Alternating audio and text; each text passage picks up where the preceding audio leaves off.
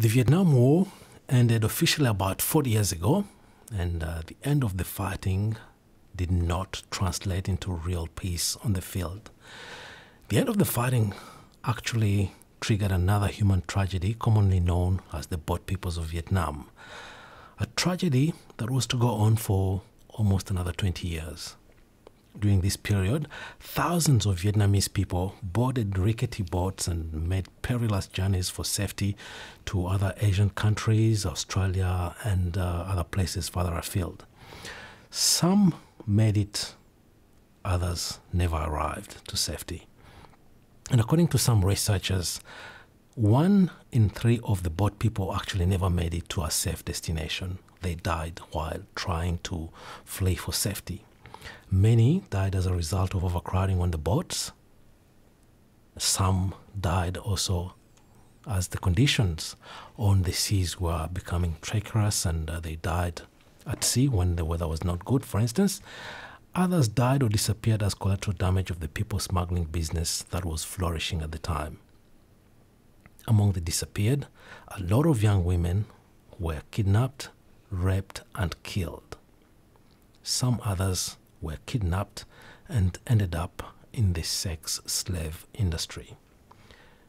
Our guest, Hung Luu, believes that his 13-year-old cousin was kidnapped by pirates 13 years ago. Hung, first tell us about yourself before we go into your cousin's story. How did you come to Australia? And tell us a bit about your story. Well, for myself, I was actually born here. My family fled as refugees from Vietnam. My parents, along with my grandmother and 5 other siblings. They fled South Vietnam in 1979, escaping the communist regime of Vietnam at the time. What happened from there, they planned to escape to Malaysia. So out at sea, they experienced engine failure, and what happened on numerous occasions was they were robbed by pirates. Eventually they ended up in a deserted island and were eventually picked up by Thai Coast Guards and taken to the Songkhla refugee camp in southern Thailand. And you were born in Australia yourself? I'm the only one that's born in Australia. That's right. Out of how many children in your family? Out of 6 children. So you're the last, the youngest in the family, or? That's correct, and the luckiest, as people say. The lucky young and the luckiest one. And you speak English, Vietnamese, and what other languages do you speak? I speak basic Mandarin, basic Cantonese, and a dialect called Teochew. How come you speak that dialect, and not Mandarin or Cantonese? Or? Because my grandparents were actually from China, from a specific region in China known as Chaozhou. Was it the region they were persecuted and they had to flee, or? They fled the communist regime and also the poverty that they were experiencing at the time as well. Yeah. Because I was just assuming that being a part of a minority would be one of the reasons why they would feel unsafe and feel the need to have to flee, because minorities in conditions when political issues arise, minorities are always and very often targeted by, always the target of persecution, are the first ones to be persecuted. And your family made it to Australia.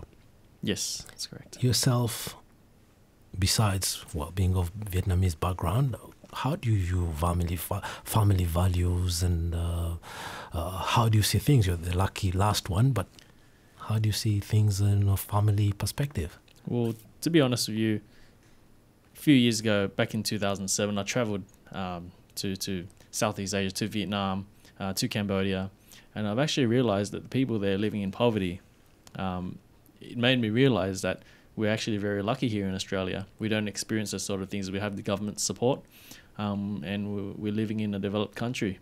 And if, we encounter tough situations, we lose our jobs, something's happened with our family, we've got the government there to support us, whereas that sort of luxury isn't available in those countries.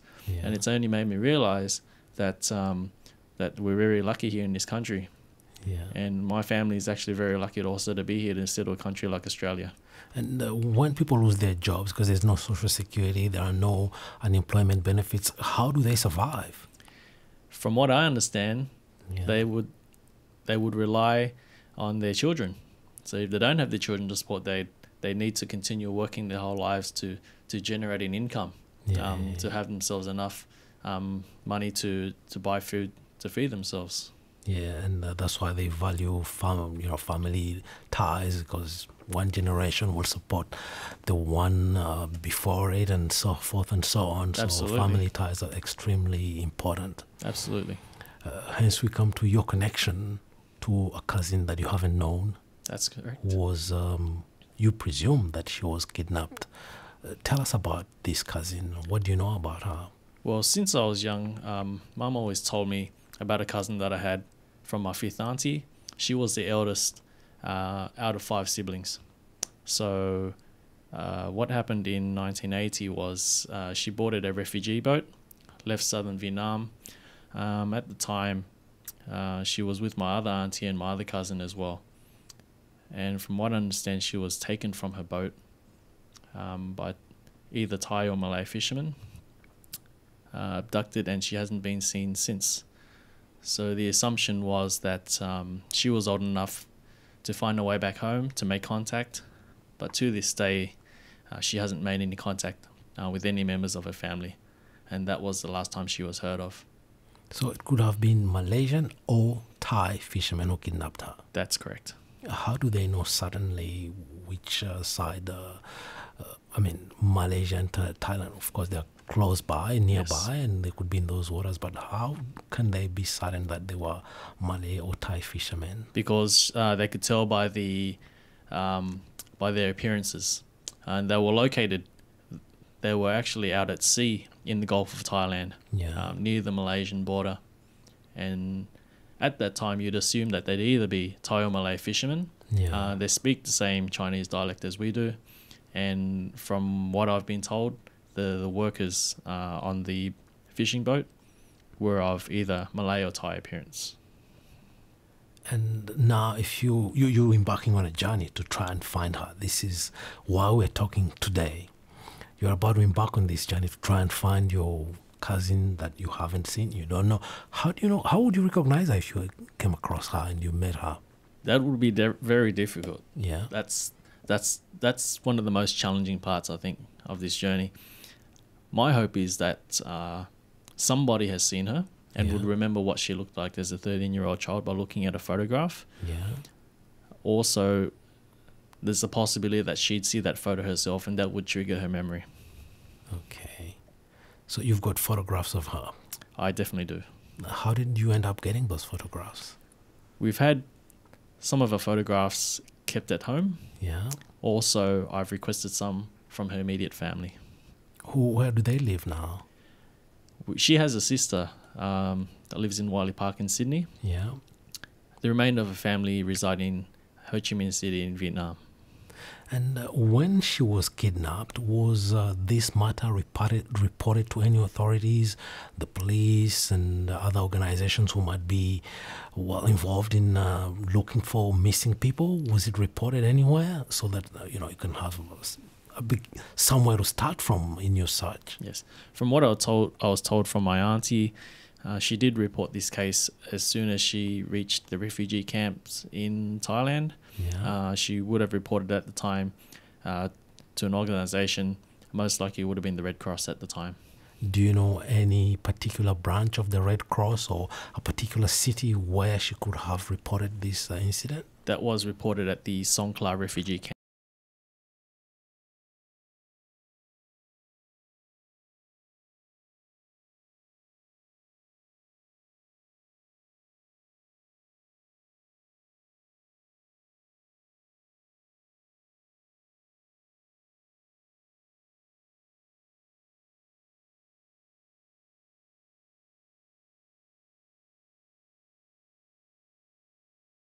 Which category do you classify the kidnappers of your cousin?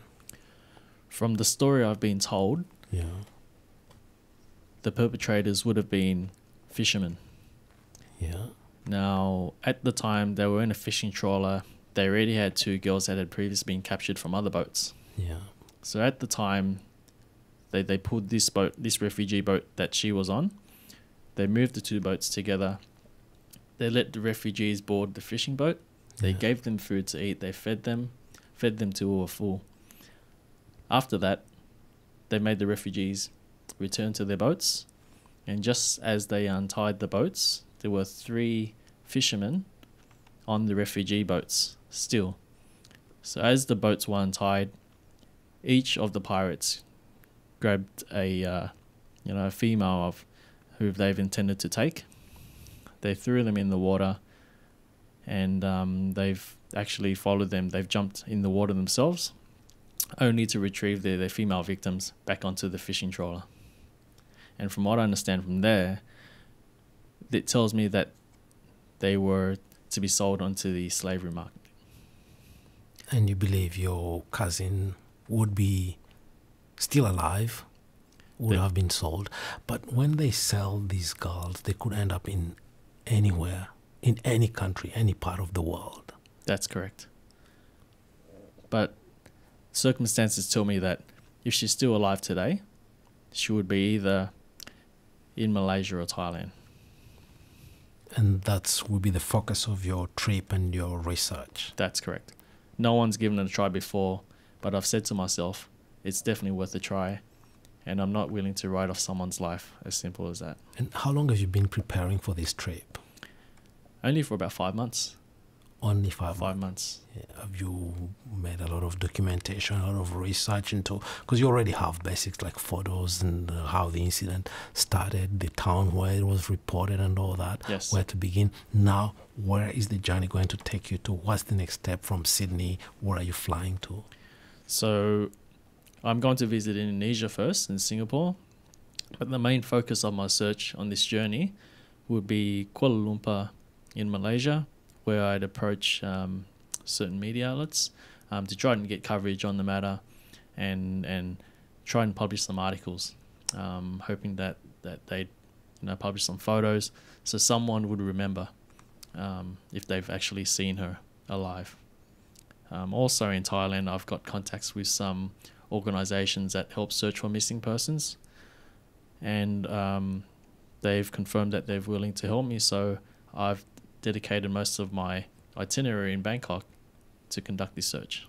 Do you have her name and everything? Does she obviously she doesn't know that you're looking for her, but do you have the names and some more other details maybe you haven't spoken about at this stage? Do you have more details and other leads? So the organization that I'm going to approach in Bangkok, it's mirror.org. So they specialize in... How do you spell mirror.org? So it's mirror as in... as in a mirror? Yep, and then .org. .org, yeah. Yes. Is it a local organization or worldwide international organization? From what I understand, it's a local organization there. It's been established because they felt that the Thai government wasn't doing enough to help locate missing children because it's such a big problem in Southeast Asia, and Thailand's an exception on that. Thailand is experiencing a problem with kidnapped children and missing children. Yeah. So this organization has been set up for the purpose of that. Of trying to find those missing people. Now, there's one of your uncles who is a direct witness of this. He's still alive. That's correct. He lives in the US. He lives in San Jose, California. Have you been in contact with him? Or does he know you're going to be doing this trip? Yes, I've actually made a few phone calls with him. Yeah. And I've asked him specific questions as to what happened on the boat and the circumstances under which she was taken. Yeah. Now, while you're undergoing this trip, can you just give us, the first steps and give us a little bit more about your itinerary, so the first leg of your trip, and then the next leg, and then the next step after that. It might end in the first leg if you're lucky and stumble upon your cousin. Sure. But it might also end up very tragically when you learn bad news. But tell us, before we go into those eventualities, just tell us what are the steps as you're going to be going through them on a chronological level. Sure. So I would start my search in Kuala Lumpur in Malaysia. Yeah. There's been basically trying to locate any resources, organizations in Malaysia has been quite challenging. So my approach to it would be to try to get national coverage, approaching the media, the newspapers. So I've gotten names of 2 main newspapers that are published in Kuala Lumpur that can get national coverage, and I'll be approaching them in terms of assistance and having something published in the paper there. From Malaysia, I'll also approach the Malay police and ask them what avenues I'd have in terms of conducting the search, whether it would be some organisations similar to Mirror.org in Thailand. But definitely it's been a challenge in terms of finding some sort of organisation that will be able to assist in Malaysia. Yeah. So that's my plan at the moment. It's a bit hard to tell, but with Thailand, I feel that there are a bit more resources in terms of being able to help me. As I mentioned, Mirror.org, and also I've been in contact with a man in the US who's established the Southeast Asian Missing Children's Foundation.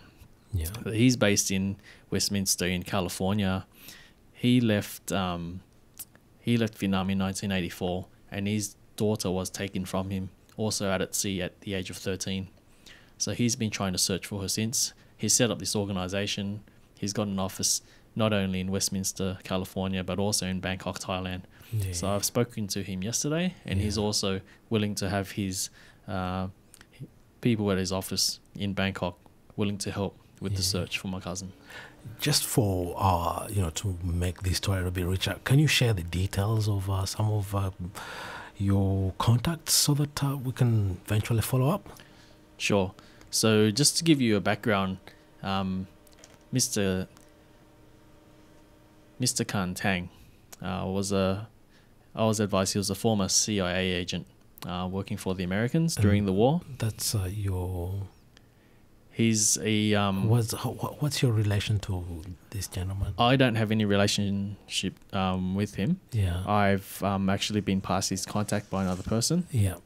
Looking to help me on this journey, and I've read about his information on his website. Yeah. And I decided to give him a call yesterday. Yeah. After he expressed interest in helping me with my search, and he's given me that background, as in he was a former CIA agent for the Americans during the Vietnam War. Yeah. So after the communists took over, he was jailed for 7 years.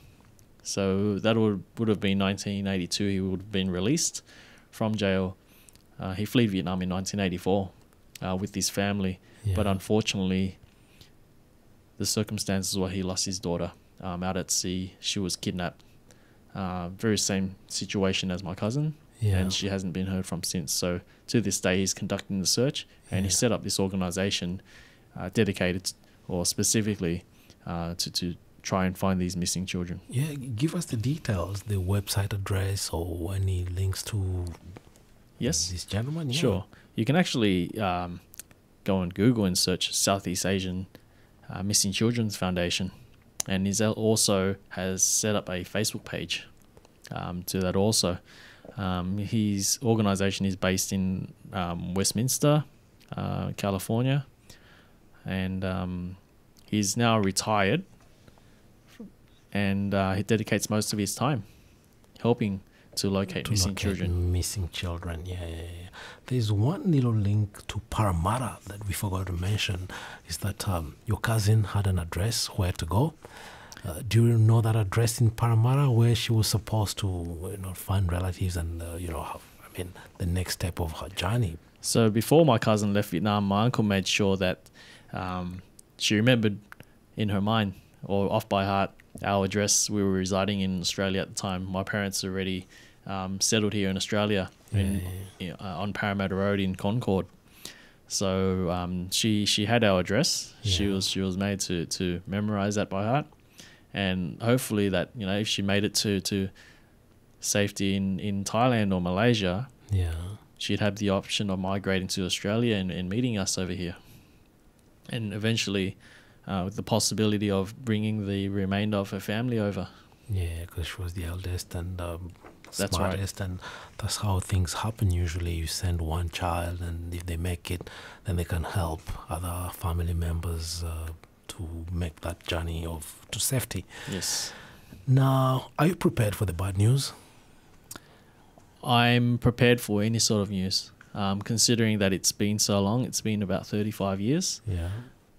There's a possibility that she may be found alive. She may not still be alive. I'm open to all sorts of possibilities and prepared for that. But you're still going on this journey. That's correct. We didn't share much of your details about your trip and the details. Maybe you can give them later on off record. Absolutely.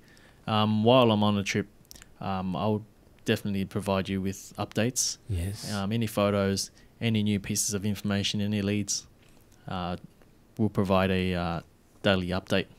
Because you also have a Facebook page where this will be followed and updated regularly as well. That's correct. A few months ago, I set up a Facebook page dedicated to the search of my cousin Lee T. Kim Hong, and I'm hoping for it to spread on social media to increase awareness of what's actually happened, because people I've spoken to, they haven't been actually aware that these circumstances occurred, and they were shocked to learn that such horrible incidents had occurred after the Vietnam War as the refugees fled the country.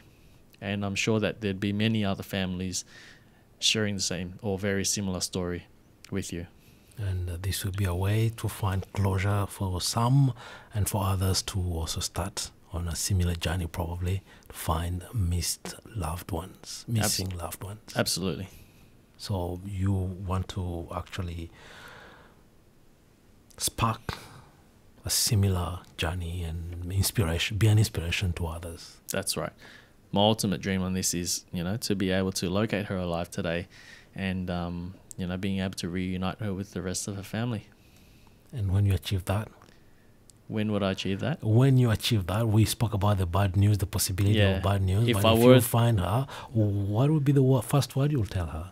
The first word I'll tell her, well, I wouldn't even know what language she speaks now. That's another issue. That's right. How would I communicate to her? If you put that's something we didn't even touch. That's right. If you put your ads in the papers and get people to talk about, you don't know which language you'd be speaking at this stage. That's right. And, from the Vietnamese and the Chinese that she'd remember from her adolescence to her early teens, there's a high possibility that she'd forget that if she was still alive today. And she probably speaks some other language that you don't even know. That's correct.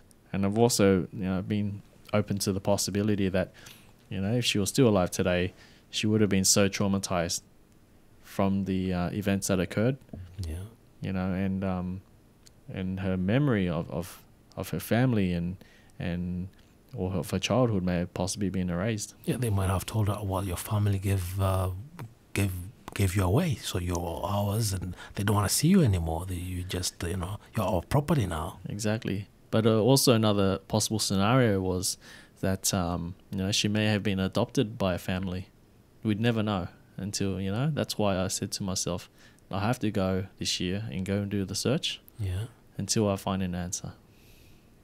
That's a solid determination. Yes, it is. What sparked that solid determination? Because it's not common to have a young man just like you deciding, I'm going to find my lost cousin, a person you've never seen before. That's correct. It's very hard to explain because it's always been in the back of my mind, that a 13-year-old cousin has been kidnapped by refugees, and we haven't heard from her since. And the assumption was that she was old enough to find her way back home. But again, we don't know what happened to her, and no one's really actually made a real attempt to go and try and locate her. Why? So it's a very hard situation. My family and other members of the family would have migrated into different countries, to the USA, to Germany, Australia, and they probably, from what I understand, would have had a hard time trying to settle in, trying to support families, and they didn't have social media, those sort of resources back then. organizations to search for missing children. So pretty much, had their hands tied. Also, her family in Vietnam, Vietnam post-communist period would have been a closed-off country. So, travel was severely restricted for the Vietnamese people. And contact with the outside world also would have been, quite restricted. And perilous as well. They would have risked their lives just calling or writing to their relatives overseas. Yeah, that's correct. From what I understand, in 1989, they've started opening their gates, allowing foreign visitors to come back to the country to visit family, friends. But from that time that my cousin went missing to the time the country started opening the gates again, she hasn't made contact, and to this day, my cousin hasn't made contact with her family since. It's a long time without hearing from our loved ones. 35 years. It's yes. long. Yeah, it is a long time. Yeah. And what does your family think about this? They're supportive. My mum's quite supportive. Me conduct the search. Of course, she's also worried about my safety, but I try to give her the assurance that nothing will occur on this trip, and I'll definitely make sure that this is a safe trip. It's a safe trip. Well, pretty sure you've made sure that you'll look after yourself and you'll be safe in this. But there's another question. Sure. It's this kind of journey. It takes money. It does. Time, resources. It does. So you're putting in your own money. Yes. No one else's money. Well, how can we describe that? Well, it's motivation to get a result.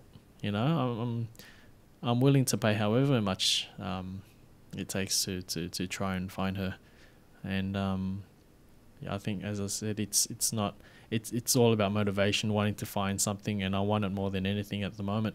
Yeah. It's just that drive to try and get a result and bring closure for her family on this matter.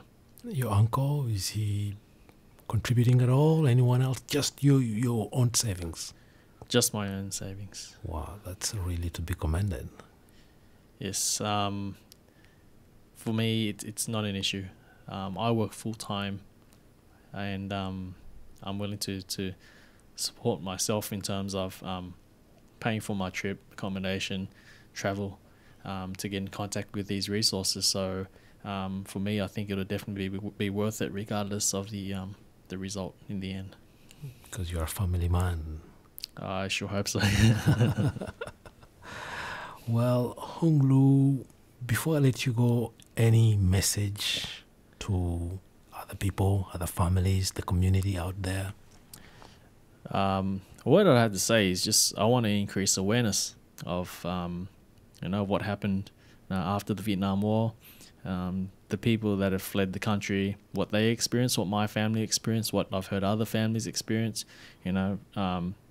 Experiencing engine failure, hunger, witnessing death, being robbed by pirates, witnessing kidnappings, but eventually settling in refugee camps and moving to other countries, having the families fortunately settled into countries where they can have a better life and raise their children to have an education, to have a good future.